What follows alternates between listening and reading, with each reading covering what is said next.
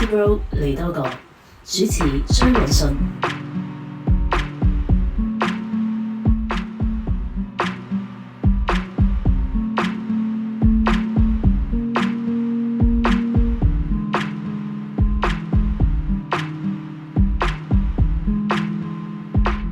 好，我哋嚟到第二集，繼續講下呢個金像獎呢個 DQ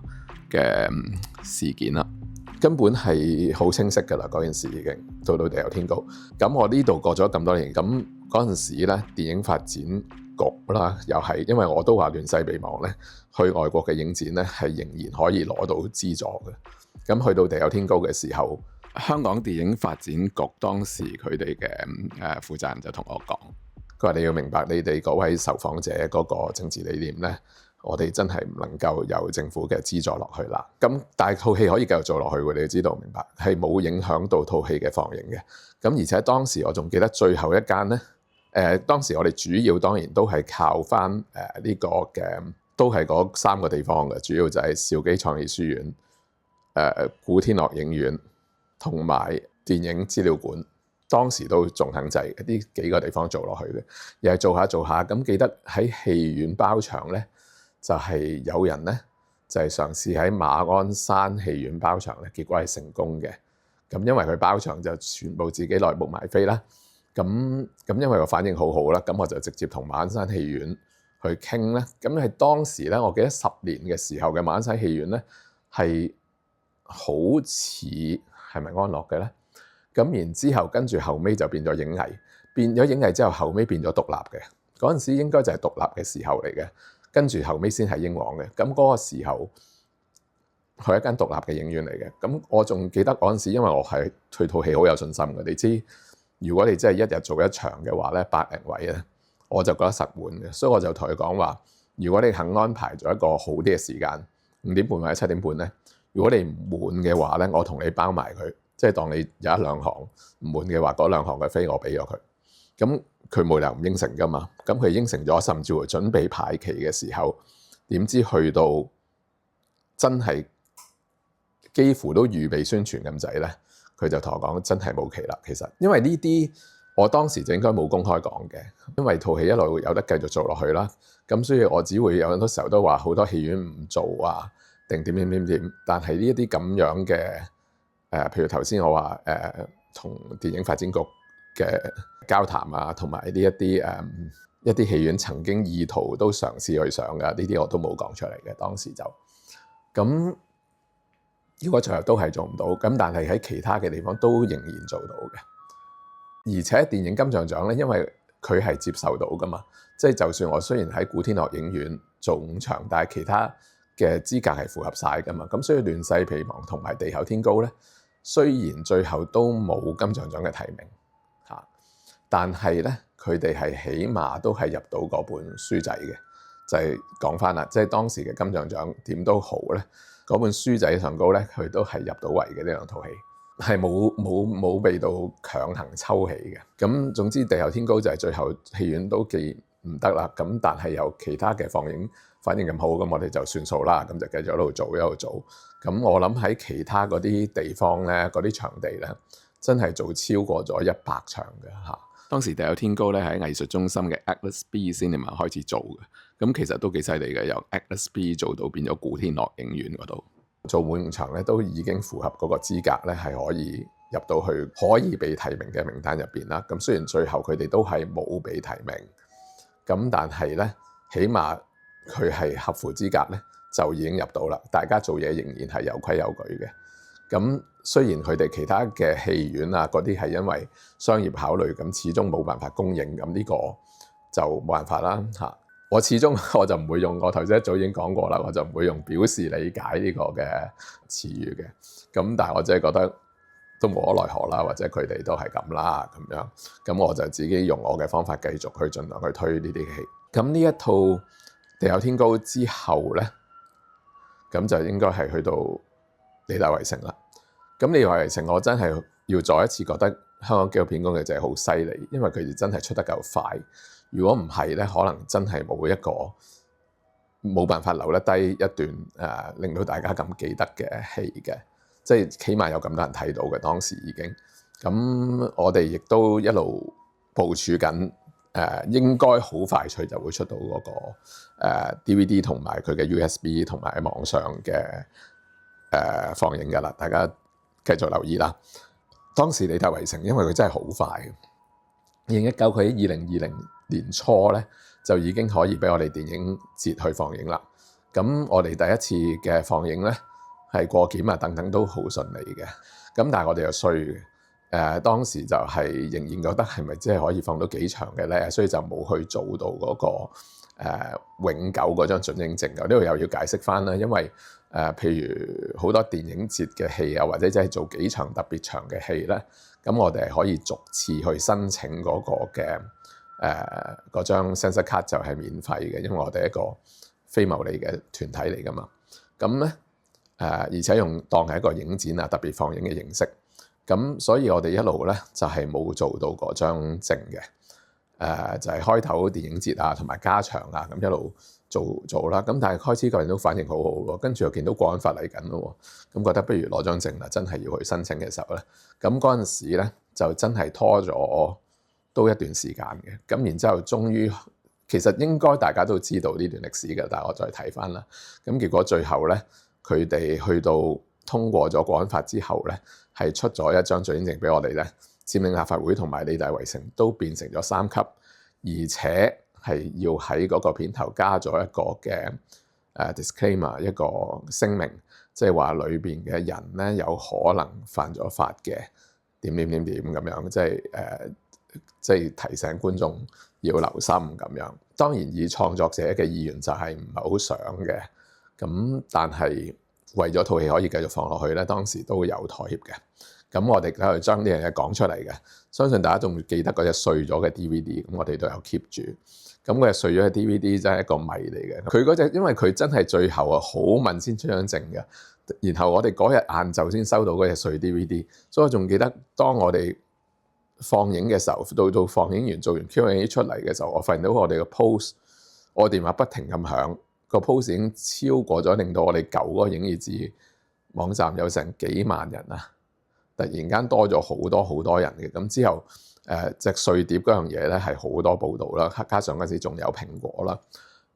立場啦，咁所以係好快就傳晒出去嘅。咁我仲記得哇，真係一出嚟已經不斷收到記者嘅電話去問啦。咁嗰晚嘅電檢處嘅人亦都好緊張嘅，佢哋派咗4個人嚟。係可能要睇下我哋係咪真係有個 disclaimer 放咗喺度啊，同埋睇下我哋有冇開場亂噏嘢啊之類啩，我唔知啊。但係佢哋又冇留到現場嘅喎。2套戲好似第2套戲真係出完嗰個聲明之後，佢哋就走咗㗎啦。咁其實係應該好大壓力嘅，但係唔知點解我個人係比較遲鈍咧，定係乜咧？同埋啲 staff 又年輕咧，又夠膽咧。咁我哋成日覺得隻碎碟係好笑嘅啊。而家諗翻轉頭，呢個其實係咪已經一個警告嚟嘅咧？咁樣加個聲明落去，又要變做3級，係咪已經一個對你一個好大嘅容忍啦？咁樣叫你係咪識收下咧？咁但係我哋點同咧？因為嗰時候已經攞咗嗰張真係永久嘅准映證啦嘛，咁梗係搏命放啦。咁嗰陣時仲要係 Covid 啦，咁又放下又取消下，放下又取消下，咁但係每次一推出嚟都係跑得好快。咁去到當時咧，就係香港電影評論學會咧，就終於頒咗個獎係最佳電影啦。咁其實唔止嘅，嗰陣時已經不斷去套戲喺出邊嘅荷蘭嘅 IDFA 啦，啲紀錄片獎啦，TIDF 啦，台灣嘅國際紀錄片獎啦，仲有好多唔同嘅中小型嘅一啲電影節咧，佢都有放映同埋攞獎嘅。咁只不過當時係我哋冇再好啲部署，咁我覺得都唔係好緊要嘅，即係唔係當然好似周冠威導演最後佢可以時代革命去到康城，當然人氣嘅關注又更大啦。咁但係我哋當時就冇咁諗嘅，想盡快套戲係接觸到越多人就越好。咁結果有咗一路咁樣嘅時候，就越嚟越受關注。咁最主要就係去到電影評學會頒咗呢個最佳電影獎嘅時候咧，高先電影院咧就係開幕啦。咁咧佢就同電影評論學會合作咧，就係將得獎嘅電影都會放一次嘅，因為係變咗係呢一套戲《理大圍城》係第一次係會係一個商業戲院啦，因為之前就一路都只係喺又係我講緊嗰啲場地房啦，咁所以就引嚟咗又係一個好大嘅反應啦，有人好似係去通宵買飛啦，咁於是亦都有不斷有人係喺高仙嗰度係包場啦，咁嗰陣時好似包場嗰個嘅數目真係好誇張，所以係雖然我話一路都算係做得幾好套戲一年以嚟，但係如果根據嗰陣時包場嘅數目咧，咁真係都仲有1萬幾千人仲想睇套戲，太大反應，咁亦都你個咁大嘅反應嘅時候壓力都會越大，咁結果最後就係取消咗放映。即係譬如有陣時咧，有啲戲院咪突然間話英皇戲院會放映周冠威嘅短片，結果後尾又縮咗。啲戲院會點樣突然間縮咗？我反而咧，我又唔會好怪責啲戲院嘅，因為佢哋係因為佢真係有規有矩嘅。譬如嗰套戲係真係攞到電檢嘅時候，我就點解唔去做咧？咁只不過最後就係有啲不可抗力嘅因素，又要抽翻起，但係佢起碼都係嘗試去做啊。同一啲一早已經係估你係咩原因咧，然之後就唔去做咧，係兩件事嚟嘅。有啲戲院排咗，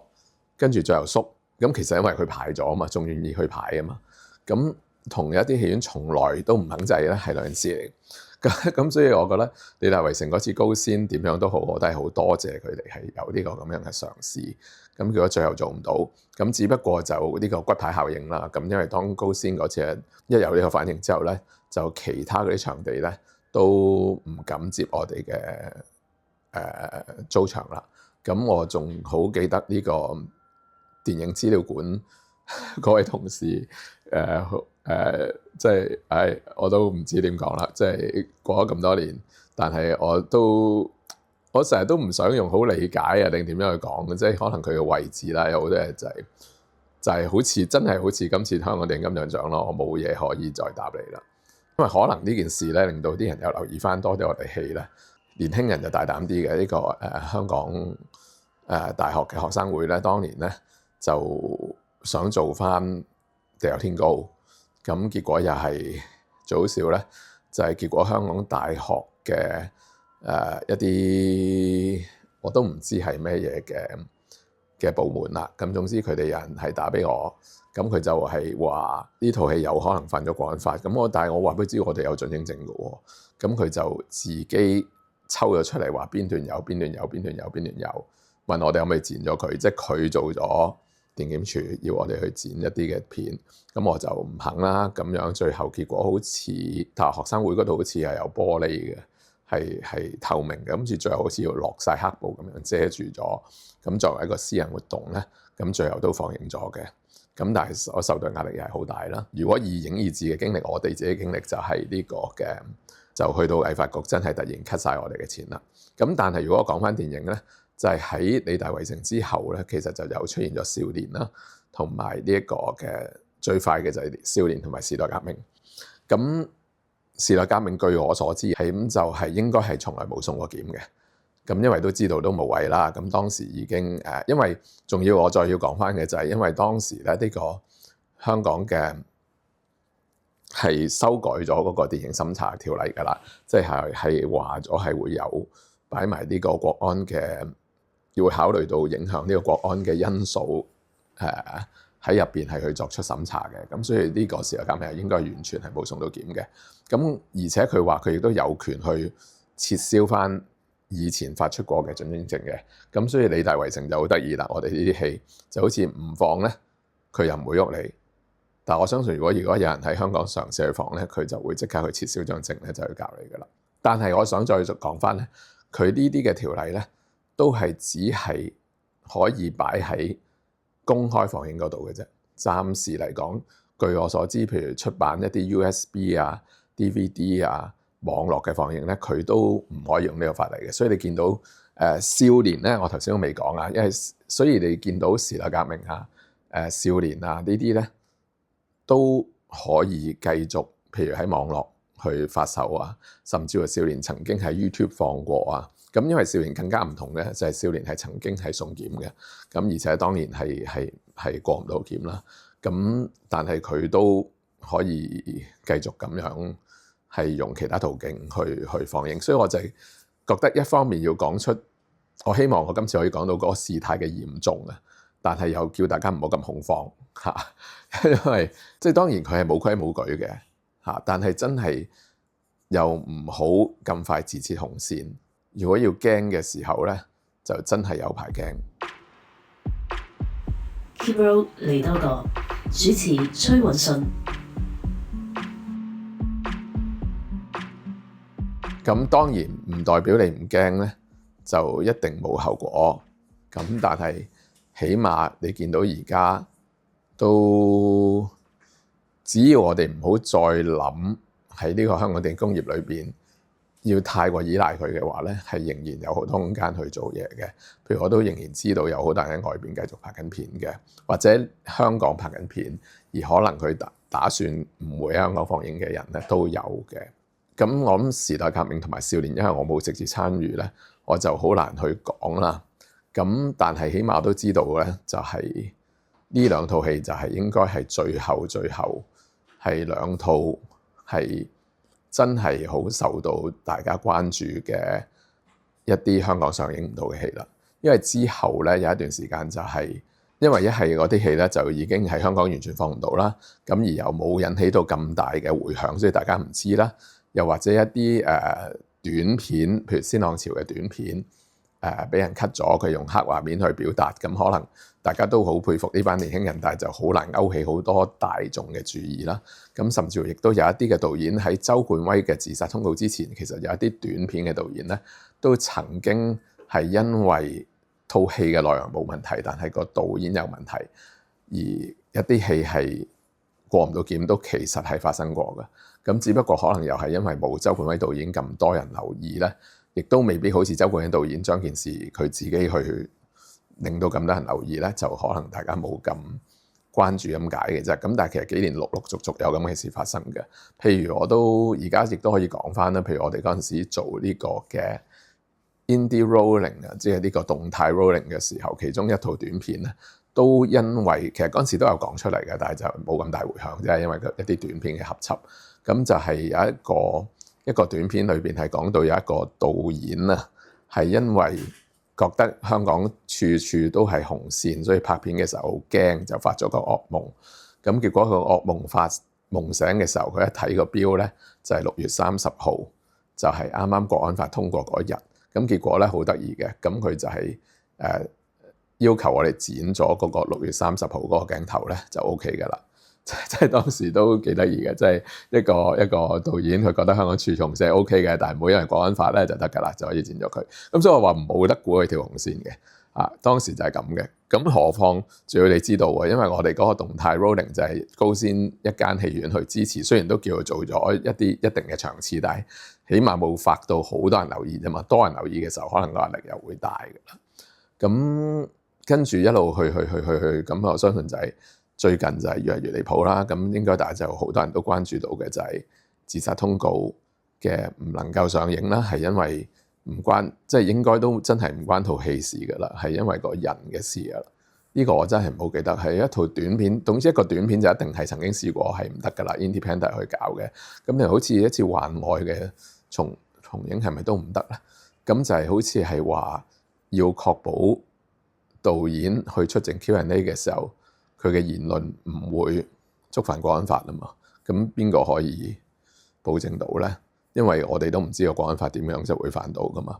咁所以係基於呢啲理由咧，係越嚟越荒誕嘅。咁同埋大家都要留意下，其實光然自殺通告係放唔到啦，但係好似大夢啊，我喺網上我自己都推薦過嘅一套戲咧，其實香港都放唔到嘅。咁我真係覺得呢套戲咧，如果香港放到咧，票房係真係會唔低嘅嚇，因為我相信香港人係好有共鳴嘅。今次我費事拉到咁遠啦，如果有機會，我可能都真係揾一次都講下大夢。但係我仲有一樣都想講，都過咗幾年，我諗我都唔怕公開講嘅，就係其實我 Facebook status 都曾經寫過噶啦，就係當時咧香港電影金像獎喺見到可能有時代革命啊、有理大圍城啊咁多紀錄片嘅時候咧，就又見到嗰個電檢又收咗嚟啦，知道有啲戲上唔到啦，咁係曾經咧考慮過咧，係咪要增設一個香港紀錄片，即係喺電影金像獎裏邊分翻開呢個紀錄片獎嘅？咁但係當時我覺得佢都公道嘅，爾冬陞導演，所以我覺得佢都係盡量想去做嘢嘅一個人嚟嘅。咁佢就係都因為如果佢有心，只係通過佢唔使邀請我呢啲咁嘅人噶嘛，佢何況唔止有邀請我噶，周冠威導演佢一定有邀請嘅。雖然我哋唔同嗰一次去，咁亦都有一啲甚至乎唔係電影工業裏邊嘅人，拍紀錄片嘅人，佢都有邀請佢嘅嚇。一啲好後生嘅都有邀請佢去聽意見嘅。咁結果當然我哋都有一啲嘅反對嘅聲音啦，因為覺得你會將一啲紀錄片排除在外嘅，又要我哋係去支持你去設一個咁嘅獎，咁係好奇怪噶嘛。咁但係佢都願意去聽。咁我仲記，咁佢嗰陣時亦都有同我講，佢都話其實你啲戲喺外邊放咪喺外邊放咯。咁香港有佢嘅規矩。咁因為你知道佢哋會返國內去拍，即係我未必認同佢呢套睇法啊，認同晒。咁但係佢哋嘅意思就係佢哋會返中國拍片，中國就有佢規矩。咁如果要拍一套香港嘅戲，上唔到大陸嘅，咁佢咪拍香港嘅戲咯。咁而家可能要再退多步啦，有啲香港都上唔到嘅，喺外邊嘅戲，咁你咪喺外邊搞咯。咁佢又認為人就應該冇事嘅。咁佢呢個係當時佢嘅同我講嘅一啲佢嘅感覺，我亦都唔介意講出嚟啦。過咗咁多都幾年，咁但係去到今次香港電影金像獎咁樣抽出4套片咧，係真係好離譜噶啦，最係直接對個電影工業係一個好大嘅打擊嚟嘅。咁所以我暫時睇到佢呢個冇回應咧，雖然咁樣係有啲好似又係變翻去好講人啊，但係我又真係覺得我認識爾冬陞導演，雖然唔係好熟啊，咁但係一啲都唔熟添，應該係咁講。但係透過咗我頭先講同傅餘啊，嗰次紀錄片嘅一啲嘅接觸啊，同埋平時有陣時都有機會見到面嘅一啲接觸咧，譬如10年嘅時候佢係一個有承擔嘅人嚟嘅。咁所以19歲啊嚇，計埋呢啲啊，咁所以我覺得竟然係冇回應咧，應該係有啲事係令到佢哋都有，我唔知有冇估錯啦，佢哋都有少少撇嘅。唉，呢度咁就咁啦咁樣。咁只不過佢哋幾廿歲，可能又未必好似莊梅岩咁諗話我哋即刻咁有精力，我哋抽翻出嚟自己搞咁解嘅啫。所以我都會睇緊今年嗰個頒獎禮究竟會有一個咩態度同埋搞成點咯。我諗佢哋都唔會再好催逼嗰個投票，因為我記得幾年前咧，我其實過去呢幾年咧，我都係有時投下，有時唔投噶啦。因為當理大圍城時代革命嗰一年嘅時候，我就一定係冇投嘅，因為我覺得有咁多香港戲都唔能夠喺入邊，咁所以我就選擇唔投，有1-2年冇投。咁後尾又因為有一啲戲我中意嘅關係咧，舊年就係因為有一套我中意嘅《看我今天怎麼說》，咁我就有去投票嘅。咁當然最後都竟然一個獎都冇啦，咁都冇辦法嘅。咁佢都係公平嘅咁樣，咁但係我都會去做。咁但係今年我就真係一來睇到好少香港電影，二嚟係發生咗咁嘅事咧，我自己就覺得真係作為一個選民啦，即係最簡單嘅就係唔投咯，或者真係投白票咯。咁我記得有一年咧，應該就係時代革命嗰年，即係理大圍城嗰年咧，我仲係記得我係本來應承咗我頭先所講嘅，我做第2輪嘅專業評審添嘅。咁所以係理論上你應承咗就一定要投嘅。咁我仲記得我一路同掙扎緊，我係咪應該盡呢個責任咧？但係我最後我都係記得我回覆翻金像獎話對唔住啦，因為我覺得有一啲香港電影係好值得去得獎，但係你哋係將佢摒棄咗喺呢個門外，所以我今年係投唔到票啦。咁佢哋係好接受嘅嚇，所以到今年係咁樣，我都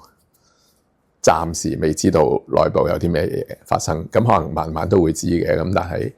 但係可能又要幾年後先至可以咁公開將啲嘢講出嚟都唔定。咁無論如何，呢個就係我對今次香港電影金像獎發生嘅事一啲嘅感受或者一啲睇法，亦都嘗試組織翻一直以嚟香港電影審查嘅我所見到嘅少少嘅歷史啦。2集都已經講咗好多啦，希望如果大家都中意我哋嘅內容嘅話咧，你見到有一個嘅 QR code 咧，咁大家可以係去悉隨尊便咁樣去支持下我哋嘅，繼續去做呢啲節目。多謝。